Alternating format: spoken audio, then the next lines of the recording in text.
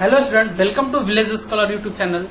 ये सेशन है आप लोग जिसमें हम लोग करते हैं क्या, प्रीवियस ईयर का क्वेश्चन का सॉल्यूशन और पूरे डिस्कशन के साथ। और इस जो सेशन में वही बच्चे भाग लेते हैं जिनको बहुत अच्छे ढंग से क्या करना है, सारे क्वेश्चन को समझ समझ के सॉल्व करना है।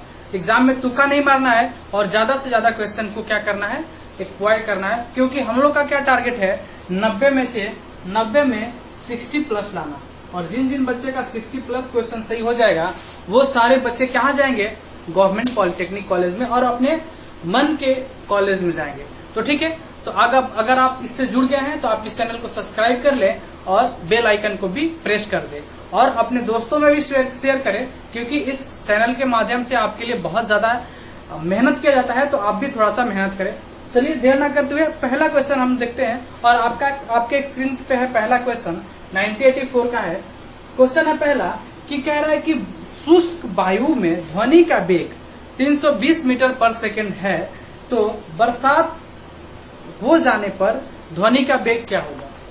इंग्लिश वाले क्वेश्चन के लिए, बच्चों के लिए क्या क्वेश्चन है कि if the speed of sound in dry air is 332 metre पर second, if rain falls then what will be the speed of sound in that case।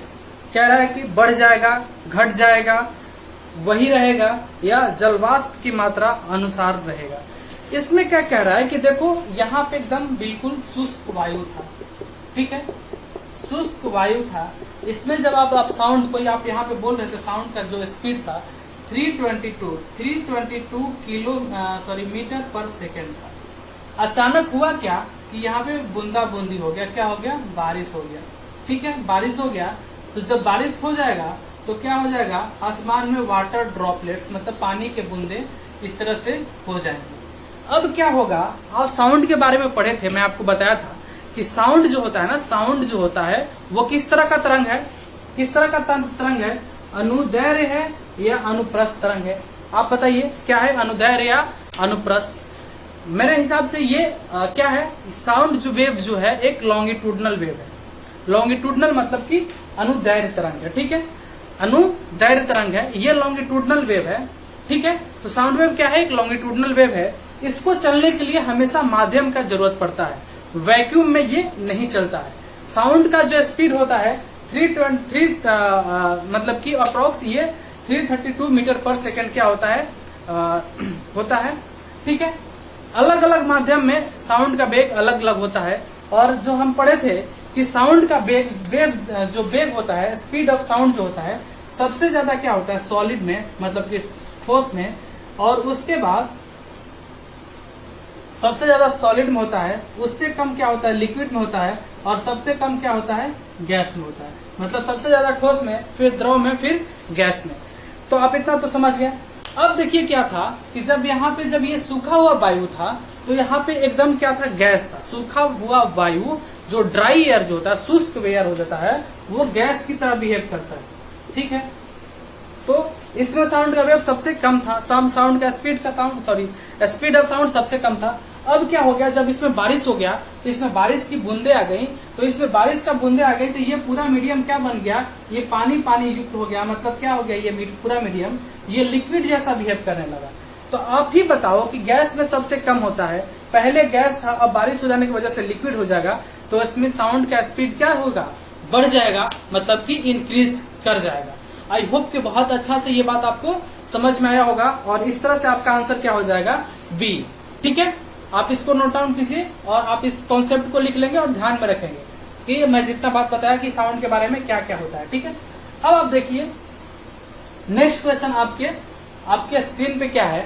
Next question कह रहा है कि लेंस के आधे भाग को काले कागज से ढक देते हैं तो उसमें बनने वाला प्रतिबिंब पर क्या प्रभाव पड़ेगा। कह रहा है कि if half part of an lens is covered with black paper, then what will effect on the image formed by that lens। कह रहा है कि उस लेंस के द्वारा जो इमेज बनेगा उस पर क्या प्रभाव पड़ेगा। तो मैं आपको समझाता हूँ कि क्या प्रभाव पड़ेगा। ये देखो लेंस है, पहले तो आप मिरर समझो कि किस तरह से प्रतिबिंब बनता है। देखो सिंपल मिरर से समझो, फिर लेंस से आप समझ लोगे। मिरर से किसी चीज का प्रतिबिंब कैसा बनता है, देखो ये मान लो यहाँ पे वस्तु रखा हुआ है, इस तरह से ये वस्तु रखा हुआ है, ये छोटा सा पॉइंट ऑब्जेक्ट ही देखो, ये वस्तु रखा हुआ है, यहाँ से इस लेंस पे एक लाइट पड़ता है, इस वस्तु से एक लाइट निकलता है और इस दिशा में क्या करता है, रिफ्लेक्ट कर जाता है, ठीक है, यहाँ पे टकराने के बाद उस दिशा में चल जाता है। फिर मान लो ये बड़ा वस्तु थोड़ा सा देख लो, ये फिर एक यहाँ से इस पे लाइट निकलता है और ये इस दिशा में चला जाता है।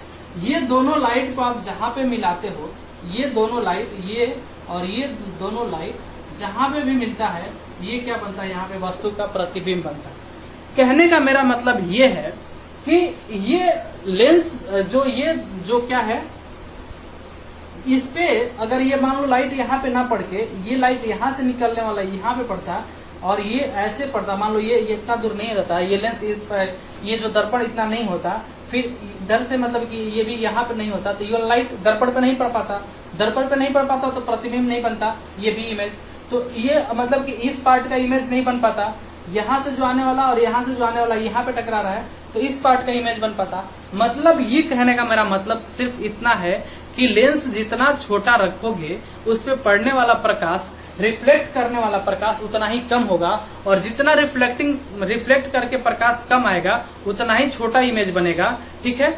मतलब कहने का मतलब देखो, अब जो वस्तु का इतना बड़ा इमेज बन रहा था, अब यहाँ पे जाके मिलेगा, यहाँ से रिफ्लेक्ट होगा और ये यहाँ से रिफ्लेक्ट होगा, तो ये इधर मिलेगा, तो इतना छोटा इमेज होता। और अगर ये छोटा होता तो यहाँ पे अगर कोई लाइट आके पड़ता और यहाँ पे कोई लाइट आके पड़ता, फिर ये इधर रिफ्लेक्ट होता, ये इधर, ये यहाँ पे मिलता तो और छोटा बनता। कहने का मतलब ये है कि जिस तरह से आप दर्पण या लेंस के साइज को घटाते जाते हो, वैसे वैसे इमेज का साइज क्या होता है, घटते जाता है।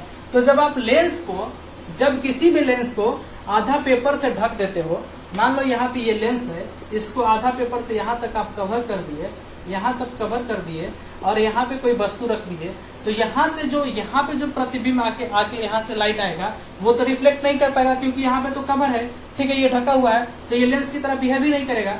ये क्या करेगा, यहाँ वाला जो लाइट आएगा वो वाला रिफ्लेक्ट करके फिर क्या बनाएगा, इमेज बनाएगा। तो वस्तु का इमेज जो यहाँ पे अगर बनता, यहाँ से रिफ्लेक्ट होकर बनता तो वो बड़ा बनता। अब इमेज का लेंस का साइज छोटा हो गया तो इमेज क्या करेगा, छोटा बनेगा। तो आई होप कि आप समझ पाए होंगे कि किस तरह से ये घटना हो रहा है। आप इसको दोनों क्वेश्चन का, तो इसका आंसर क्या हो जाएगा कि प्रतिबिंब का विस्तार पहले से आधा हो जाएगा, क्योंकि लेंस को क्या कर दे रहे हो आप, आधा कर दे रहे हो। लेंस पूरा रहता तो पूरा इमेज बनता, लेंस आधा हो जाएगा तो आधा इमेज बनेगा। आप देखिए, इसको आप नोट डाउन कर ले, मैं नेक्स्ट क्वेश्चन बताता हूँ। ये देखिए क्वेश्चन नंबर 3 है। क्वेश्चन नंबर 3 में क्या कह रहा है कि खगोलीय दूरबीन का आवर्धन क्षमता 10 है, मतलब कि m का वैल्यू कितना दे दिया गया है, आपको 10 दे दिया गया है। इसके बाद कह रहा है कि सामान्य संयोजन के स्थिति में दूरबीन की लंबाई कितना दे दिया गया है, 55 सेंटीमीटर। मतलब दूरबीन की लंबाई कितना दे दिया गया है, 55 सेंटीमीटर, ठीक है। इस तरह से बोल रहा है कि अभिदृश्यक लेंस का नाभ्यांतर का मान क्या होगा।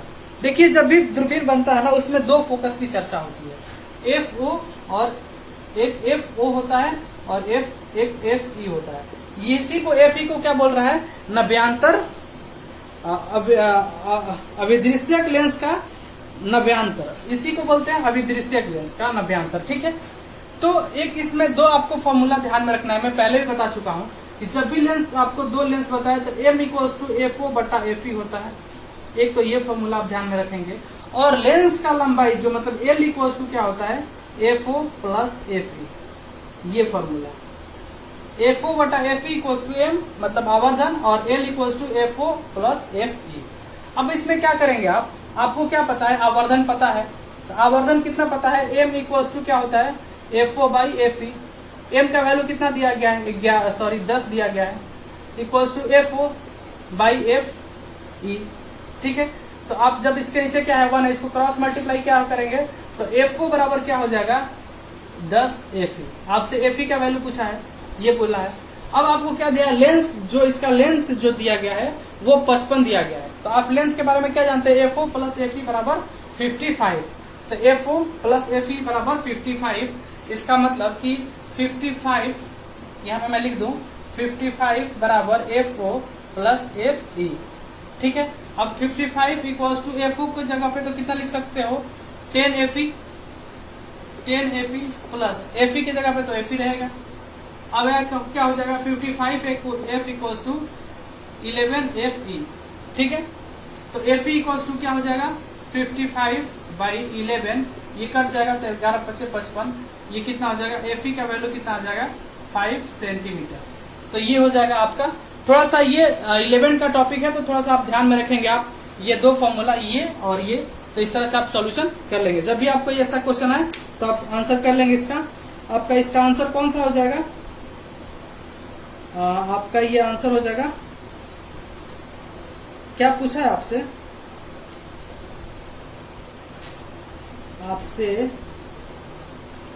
नाव्यांतर, वो सॉरी FO पूछा है, FO पूछा है, सॉरी FO पूछा है, इसको बोलते हैं नाव्यांतर। थोड़ा सा मेरा इसका इंग्लिश नहीं मिल पाया जिसकी वजह से दिक्कत हो रहा है। FO ये है, ठीक है, FO होता है, ठीक है। तो FO का वैल्यू पूछ रहा है, तो ये Fe का वैल्यू आप निकाल लिए ना। जब Fe का वैल्यू निकाल लिए तो इसमें अगर इसमें आप पुट कर लेंगे, यहाँ पे Fe का वैल्यू आपको निकल गया, तो FO बराबर क्या हो जाएगा 10 × Fe। Fe का वैल्यू कितना है 5 है, तो कितना हो जाएगा 50 सेंटीमीटर। और इस तरह से आपका आंसर कौन सा हो जाएगा, बी आंसर हो जाएगा। थोड़ा सा कभी कभी मेरे से भी मिस्टेक हो जाता है तो आप मैनेज कर लिया कीजिएगा, ठीक है। आप इसको नोट डाउन करें। मैं नेक्स्ट क्वेश्चन बताता हूँ। नेक्स्ट क्वेश्चन क्या है आपके स्क्रीन पे, नेक्स्ट क्वेश्चन है कि ध्वनि ऊर्जा को विद्युत ऊर्जा में बदलने वाला साधन कौन है। ध्वनि ऊर्जा को विद्युत ऊर्जा में कौन सा साधन बदलता है।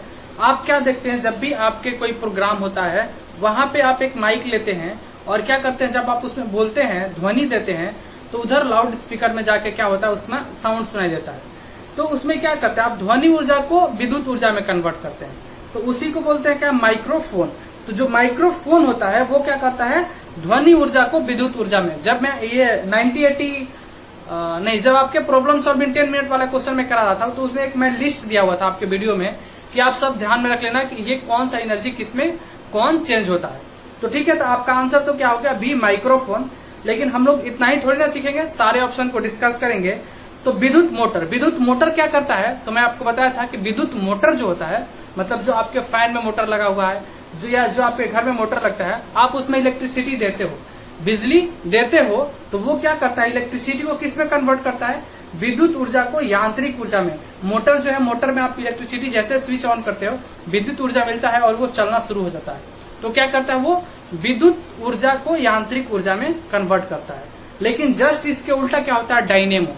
डायनेमो में क्या करते हो, आप उसको चलाते हो, डीजल इंजन से चलाते हो या कैसे भी चलाते हो, तो डायनेमो में यांत्रिक ऊर्जा देते हो तो उससे इलेक्ट्रिसिटी प्राप्त होता है, मतलब कि विद्युत ऊर्जा प्राप्त होता है। इसके बाद क्या है, विद्युत चुंबक, इलेक्ट्रोमैग्नेट। इलेक्ट्रोमैग्नेट में क्या करते हो आप, इलेक्ट्रिकल एनर्जी को, इलेक्ट्रिसिटी पास करते हो तो वो चुंबक की तरह बिहेव करने लगता है, तो उसमें इलेक्ट्रिकल एनर्जी मैग्नेटिक एनर्जी में कन्वर्ट होता है।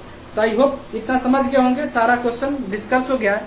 नेक्स्ट क्वेश्चन है 5 नंबर क्वेश्चन है कि बैगनी प्रकाश का तरंगदैर्घ्य क्या होता है। अब इसमें मैं कुछ नहीं समझा सकता, इसका मैं एक लिस्ट कभी आपको दे दूंगा। अभी आप इतना ध्यान रख लो कि बैगनी तरंग का प्रकाश जो होता है, तरंगदैर्घ्य जो होता है 4000 एंगस्ट्रॉम, मतलब कि डी आंसर हो जाएगा 4000 एंगस्ट्रॉम। मैं सब जितना भी प्रकाश है उस सबका मैं आपको एक दिन एक लिस्ट में प्रोवाइड कर दूंगा कि किसका जो तरंगदैर्घ्य है कितना होता है। नेक्स्ट क्वेश्चन है 6 नंबर कि सूर्य में अधिक ताप का कारण क्या है। तो मैं आपको एक पहले वीडियो में बताया था कि सूर्य में जो ताप होता है, ताप का मेन कारण क्या है, सूर्य के पास एनर्जी है वो कहाँ से आता है। तो मैं आपको बताया था सूर्य के पास बहुत मात्रा में हाइड्रोजन है, वही हाइड्रोजन नाभिकीय संलयन प्रक्रिया के द्वारा, ये पूछता है कि कौन सा प्रक्रिया होता है, नाभिकीय संलयन, मतलब कि नाभिकीय संलयन, नाभिकीय संलयन प्रक्रिया मतलब न्यूक्लियर फ्यूजन के वजह, फ्यूजन FU, न्यूक्लियर फ्यूजन की वजह से क्या होता है, उसमें क्या होता है, हाइड्रोजन जो होता है वो लगातार हीलियम में कन्वर्ट होता है, और जब हाइड्रोजन हीलियम में कन्वर्ट होता है तो उससे एनर्जी निकलता है, ऊर्जा निकलता है। तो आपका आंसर क्या हो जाएगा कि इसके अंदर नाभिकीय प्रक्रिया जिसमें हाइड्रोजन परमाणु हीलियम परमाणु में क्या होता है, बदलता है। तो इस तरह से आपका क्वेश्चन नंबर 6 का आंसर ए हो जाएगा। ठीक है, इसमें और क्या ज्यादा समझेंगे, ये इतना बात है। ठीक है, आप इतना नोट डाउन कीजिए, मैं नेक्स्ट क्वेश्चन लिखता हूं। नेक्स्ट क्वेश्चन देखिए। नेक्स्ट क्वेश्चन में आपको इस तरह का एक परिपथ दिया गया है, इस तरह का परिपथ दिया गया है। यहाँ पे एक रेसिस्टर लगा हुआ है, यहाँ पे एक रेसिस्टर लगा हुआ है, एक यहाँ पे रेसिस्टर लगा हुआ है, एक यहाँ पे रेसिस्टर लगा हुआ है। अब ये सबका 3 ओम, सब 3 ओम का है, 3 3 3 3। यहाँ पे ए बोल दिया, यहाँ पे बी बोल दिया है, यहाँ पे ए बोल दिया, यहाँ पे बी बोल दिया। बोल रहे हैं कि इसके प्रति, ए बी के प्रति आप इसका क्या बोलो, इक्विवेलेंट रेसिस्टेंस मतलब समतुल्य प्रतिरोध निकालो। ऑप्शन जो दिया गया आपको दिखाई दे रहा है। तो क्या करेंगे इस तरह के क्वेश्चन में, कुछ नहीं करेंगे।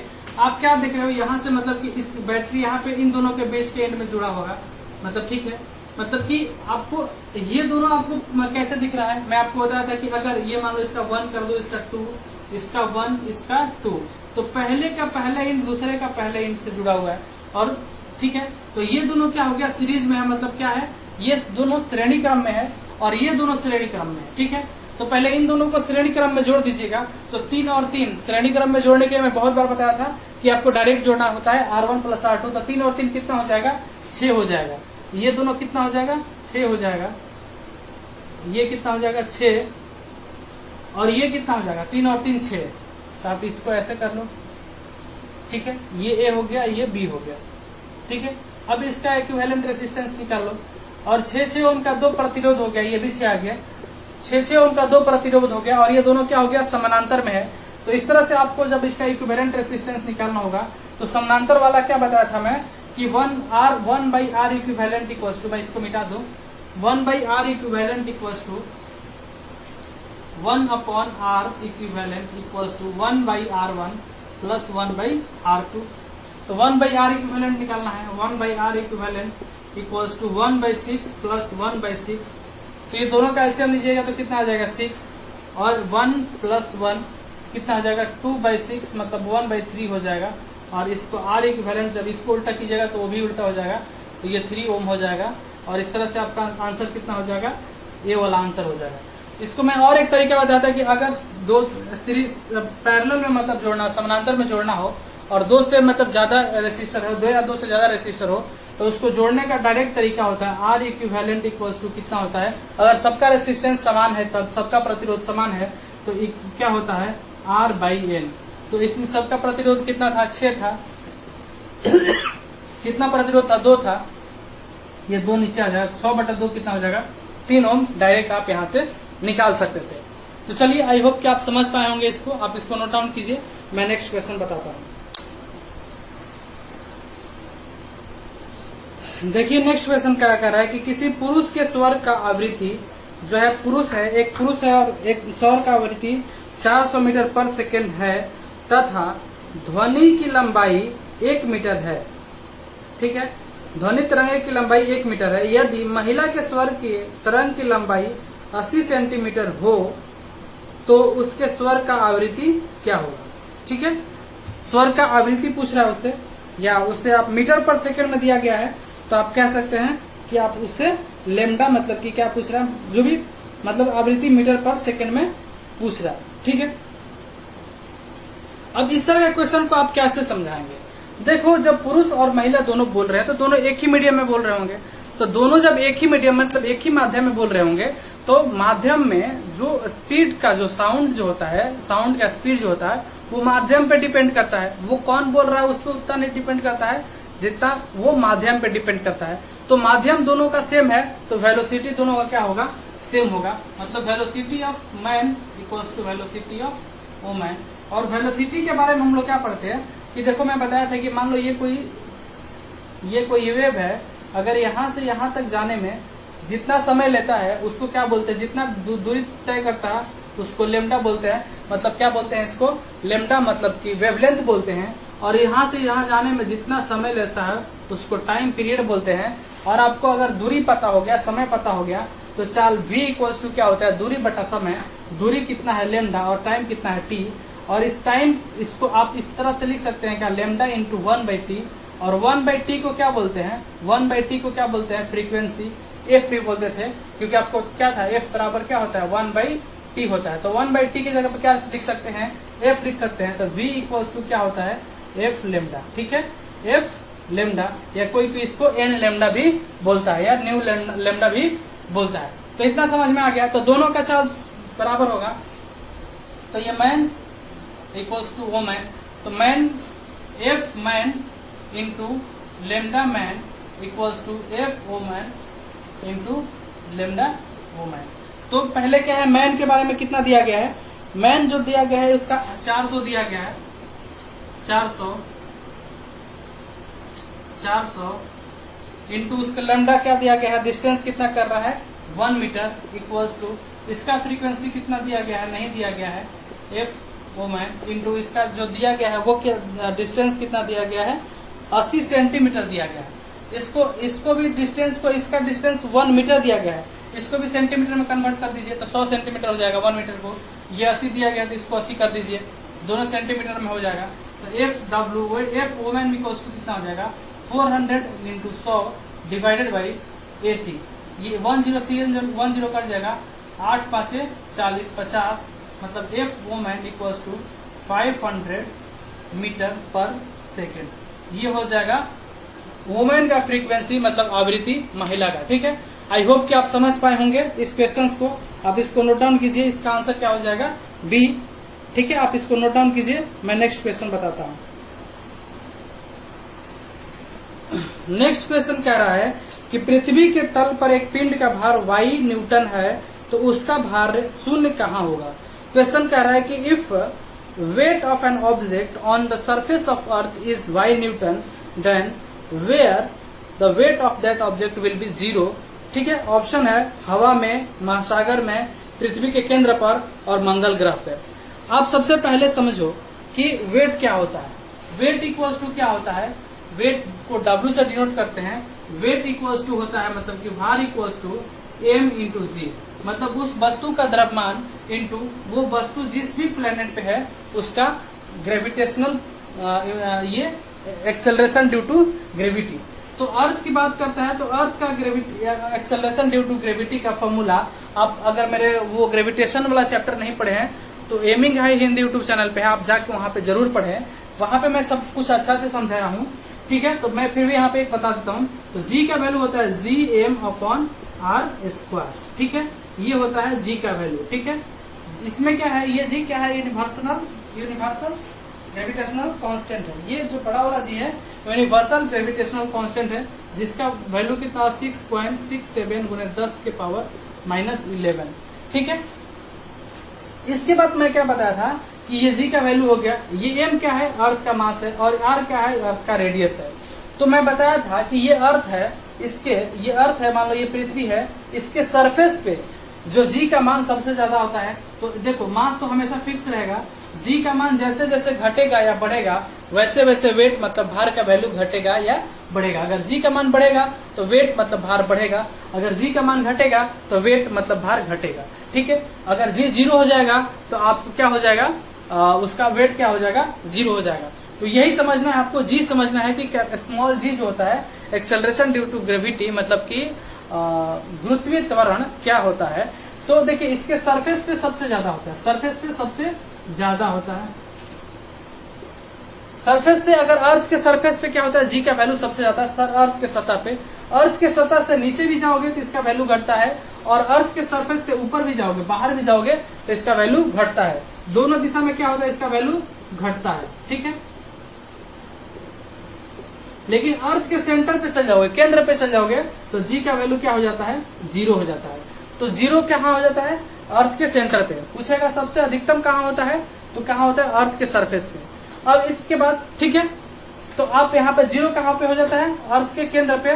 तो आपका क्या हो जाएगा, जहाँ पे 0 हो जाएगा अर्थ के केंद्र पे, उसका मास कितना हो जाएगा, वेट कितना हो जाएगा, 0 हो जाएगा। तो इस तरह से क्या हो जाएगा, पृथ्वी के केंद्र पे आंसर आपका सी हो जाएगा। और भी आपके इससे पूछता है कि इक्वेटर पे इसका वैल्यू क्या होता है और आपका पोल पे क्या वैल्यू होता है, मतलब इस विषुवत रेखा पे क्या वैल्यू होता है और यहाँ पे पोल पे मतलब कि ध्रुव पे क्या वैल्यू होता है, जी का वैल्यू। तो मैं आपको बता दूं कि यहाँ पे क्या देख रहे हो, रेडियस पे डिपेंड कर रहा है। तो रेडियस जैसे जैसे बढ़ेगा जी का वैल्यू क्या होगा, घटेगा।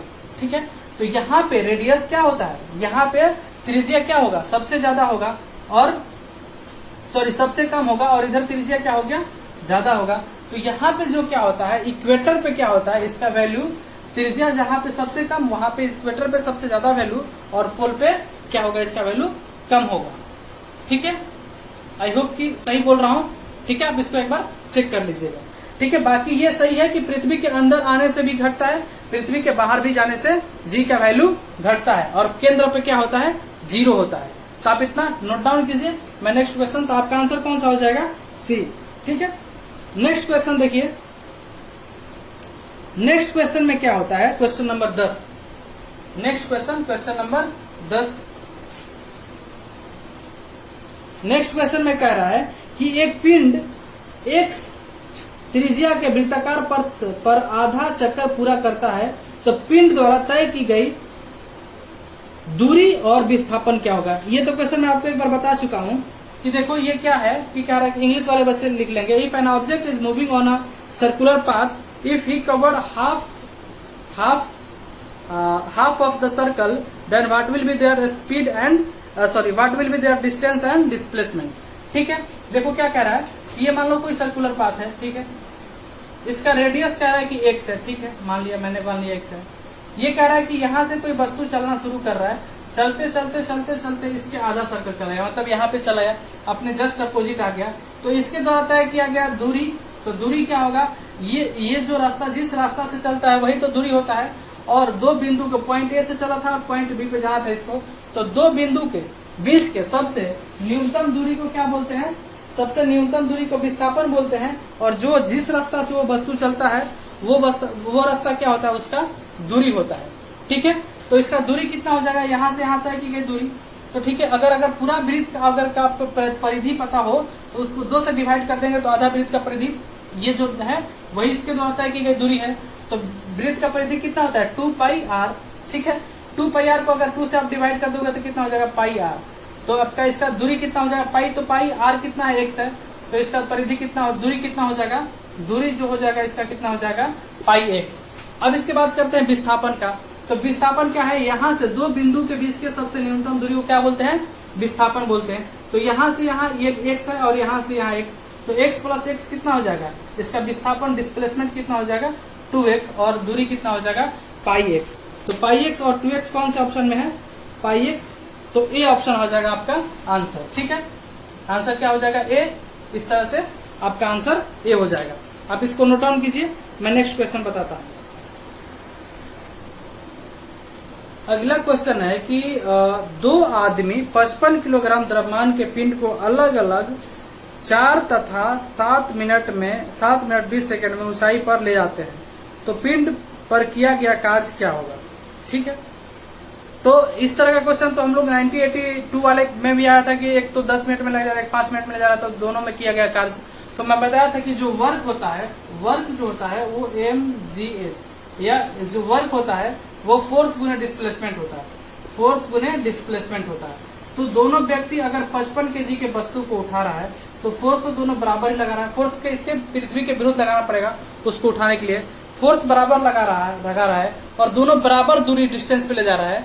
तो इस तरह से दोनों का द्वारा किया गया कार्य क्या होगा, बराबर होगा। फोर्स इंटू डिस्प्लेसमेंट, दोनों जब बराबर फोर्स लगा के बराबर दूरी विस्थापित कर रहा है तो दोनों के द्वारा किया गया कार्य क्या होगा, बराबर होगा। तो इस तरह से आपका आंसर कौन सा हो जाएगा, इस तरह से दोनों व्यक्ति द्वारा समान कार्य होगा, मतलब कि आंसर कितना हो जाएगा, सी हो जाएगा। आंसर क्या हो जाएगा, सी। अब देखिए नेक्स्ट क्वेश्चन नंबर 12 क्वेश्चन बहुत अच्छा क्वेश्चन है। कह रहा है कि एक वस्तु का हवा में जो भार है, वो जो द्रव्यमान है वो 450 ग्राम है। एक वस्तु है, अगर इसको आप हवा में रख रहे हो तो इसका जो मास आ रहा है वो कितना आ रहा है, 450 ग्राम आ रहा है। अगर इस वस्तु को पानी में जब डुबो दोगे, जब पानी में डाल दोगे, तो आप जानते हो कि पानी में किसी वस्तु को डालने पर उसका क्या, आर्किमिडीज के सिद्धांत से उसका भार में क्या आ जाता है, कुछ कमी आ जाता है। तो कुछ कमी आ जाएगा। तो इस तरह से बताओ, कुछ कमी, आभासी भार पता है, तो वस्तु और द्रव्य के घनत्व, अगर वस्तु अगर ठीक है और आभासी हो जाता है, तो अगर कह रहा है कि ठीक है, तो उसे किसी द्रव में डाल दिया जाता है, तो उस द्रव में आभासी भार बताए। तो कह रहा है कि उस द्रव में जब डाल दिया, जिस लिक्विड में आप उसको इमर्ज कर दिए, तो क्या हो गया, उसका वेट कम हो गया, पहले से वेट कम महसूस होने लगा। तो वही वेट पूछ रहा है। अगर पूछ रहा है कि इस वस्तु का घनत्व जो दिया गया है, वस्तु का घनत्व जो दिया गया है, वस्तु का घनत्व एवं द्रव का घनत्व 2.5, मतलब कि डेंसिटी ऑफ ऑब्जेक्ट जो दिया गया है 2.5 दिया गया है, और डेंसिटी ऑफ लिक्विड मतलब लिक्विड जो दिया गया है, डेंसिटी मतलब घनत्व तो लिक्विड का दिया गया है 0.9 दिया गया है। तो पूछ रहा है कि उसमें क्या कर रहा है कि पहले तो वस्तु को कहाँ रखा है, हवा में रखा है। तो आप क्या जानते हो, डेंसिटी मतलब density equals to mass upon volume, मतलब घनत्व बराबर द्रव्यमान अपॉन आयतन। ठीक है, तो द्रव्यमान बराबर क्या होता है, मास बराबर क्या होता है, क्रॉस मल्टीप्लाई होगा तो डेंसिटी इंटू वॉल्यूम। तो पहले आपका मास कितना दिया गया है, 450 ग्राम दिया गया है। उस समय घनत्व कितना दिया है, 2.5 दिया गया है। तो वस्तु का आयतन निकाल लेंगे, वॉल्यूम निकाल लेंगे। तो आयतन क्या हो जाएगा, V बराबर 450 बटा 2.5। अगर 1 0 से ये कटेगा, 55 से 25, 5 दूनी 10, ये 5 9 45, मतलब कि 180 इसका आ जाएगा घनत्व। ठीक है, 180 इसका घनत्व आ गया। अब क्या कह रहा है कि इसमें अगर उसको उस लिक्विड में डाले तो क्या होगा, उसका वस्तु का भार। तो द्रव्यमान मतलब द्रव्यमान या भार बराबर द्रव्यमान बराबर क्या हो जाएगा, मतलब कि m इक्वल्स टू कितना हो जाएगा, density into volume, density into volume. अब घनत्व कितना है, इस लिक्विड का घनत्व ले लेंगे 0.9 गुण है इसका कितना हो जाएगा, वॉल्यूम कितना दिया गया है 180 दिया गया है। 1 0 से 1 0 कट जाएगा, 8 9 72 के 2 हाथ में लागल 7, 8 9 17 तो 162 हो जाएगा आंसर। इस तरह से आपका आंसर कौन सा हो जाएगा, 162 ग्राम, मतलब कि बी आंसर हो जाएगा। ठीक है, 162 ग्राम। आई होप कि आप समझ पाए होंगे। आप इसको नोट डाउन कीजिए, मैं नेक्स्ट क्वेश्चन बताता हूँ। नेक्स्ट क्वेश्चन है क्वेश्चन नंबर 13 कि लेट लांसेस सेल में MnO2 के साथ कार्बन चूर्ण मिला दिया जाता है, इसका कारण क्या है। तो इसका तो स्पष्ट कारण है कि कार्बन चूर्ण उसमें MnO2 के साथ इसीलिए मिला जाता है कि उसमें जो होता है, जो MnO2 क्या होता है, वो क्या होता है, विद्युत का क्या होता है, विद्युत का सुचालक होता है। MnO2 क्या होता है, विद्युत का सुचालक होता है, मतलब कि इलेक्ट्रिसिटी का कंडक्टर होता है, इसलिए उसको उसमें मिला दिया जाता है। इसमें ज्यादा कुछ समझने लायक नहीं है, इसमें आंसर क्या हो जाएगा, सी हो जाएगा। नेक्स्ट क्वेश्चन अच्छा है, कह रहा है कि वस्तु को 2 समतल दर्पण के सामने रख दिया जाता है जिसके बीच 18 डिग्री का कोण है, तो वस्तु के कितने प्रतिबिंब बनेंगे। तो आप अगर मेरा लाइट वाला चैप्टर पढ़े होंगे तो आपको वहां पे इसका सारा कॉन्सेप्ट मैं बताया था, बहुत डिटेल में बताया था, और एक क्वेश्चन भी बताया था कि अगर मान लो ये 2 समतल दर्पण है, ये 2 समतल दर्पण है, ठीक है, 2 समतल दर्पण है, अगर दोनों के बीच का एंगल कुछ थीटा है और इसके बीच में कोई एक वस्तु रख दिया गया, तो इसका प्रतिबिंब, नंबर ऑफ प्रतिबिंब क्या हो जाएगा, ये 360 अपॉन थीटा। अगर थीटा का वैल्यू आप इसको डिवाइड किए, अगर ऑड आ जाएगा तो वही आंसर हो जाएगा, मतलब कि अगर ऑड मतलब क्या बोले, विषम आ जाएगा तो वही आंसर, मतलब 5 आ गया तो 5 आंसर हो जाएगा। और लेकिन अगर इवन आ गया तो क्या कहेगा, मान लो 6 आ गया तो उसमें से 1 घटा के लिखेंगे, 5 आंसर देंगे। तो इवन आ जाएगा तो 1 घटा के देंगे, ऑड आएगा तो वही आंसर हो जाएगा। तो चलिए जल्दी से 360 n इक्वल्स टू कितना हो जाएगा, 360 अपॉन 18, 18 दूनी 36, कितना हो जाएगा, ये 20 आ गया। 20 क्या है, ऑड है, सॉरी इवन है, क्या है, सम है, सम है। तो इसमें से क्या करना होगा, 1 घटाना, क्या आंसर देना होगा, आंसर क्या हो जाएगा, 19 प्रतिबिंब बन जाएगा। इस तरह से आपका आंसर कौन सा हो जाएगा, ए, 14 का आंसर ए। ठीक है, अब लास्ट क्वेश्चन है कि आवेग का मात्रक क्या होता है। तो लास्ट में आप जल्दी से आवेग का मतलब समझ लीजिए, आवेग क्या होता है। आवेग कहने का मतलब क्या होता है, उसको इंग्लिश में क्या बोलते हैं, मोमेंट बोलते हैं। देखो मान लो ये कोई चीज है, अगर इस पे बहुत कम समय के लिए फोर्स लगता है, बहुत माइन्यूट समय के लिए, मान लो इसको ऐसे टच किया और छोड़ दिए, बहुत कम समय के लिए कहीं पे भी कोई बल लगता है, तो वैसी घटना को क्या बोलते हैं, आवेग बोलते हैं। तो फोर्स, आवेग का फॉर्मूला क्या होता है, आवेग मतलब moment equals to force into time, मतलब कि बल गुने समय। ठीक है, ये होता है आवेग। ठीक है, पूछेगा इम्पल्स बोलते हैं, सॉरी इसको मोमेंट में बोल रहा था गलती से, इम्पल्स बोलते हैं, इंग्लिश में क्या बोलते हैं, इम्पल्स, इम्पल्स बोलते हैं। इम्पल्स जो क्या होता है, बहुत कम समय के लिए जो फोर्स लगता है उसको क्या बोलते हैं, इम्पल्स बोलते हैं। तो अब इसका न्यूटन, इसका क्या हो जाएगा, इसका मतलब कि यूनिट क्या हो जाएगा, बल का यूनिट क्या होता है, न्यूटन, और समय का यूनिट क्या होता है, सेकेंड। तो न्यूटन सेकेंड इसका क्या हो जाएगा, यूनिट हो जाएगा। इम्पल्स का यूनिट क्या होता है, न्यूटन सेकेंड। ठीक है, इस तरह से ये आपका आंसर कितना हो जाएगा, सी। और इस तरह से ये क्या होता है, आज का सेशन 1 to 15 तक का क्वेश्चन का डिस्कशन हो गया। नेक्स्ट वीडियो में 15 से 30 तक का क्वेश्चन का डिस्कशन होगा। आपको अगर कोई सुझाव है तो आप इस कमेंट बॉक्स में दे सकते हैं। ठीक है, मिलते हैं नेक्स्ट वीडियो में। Bye bye, take care and thank you for watching.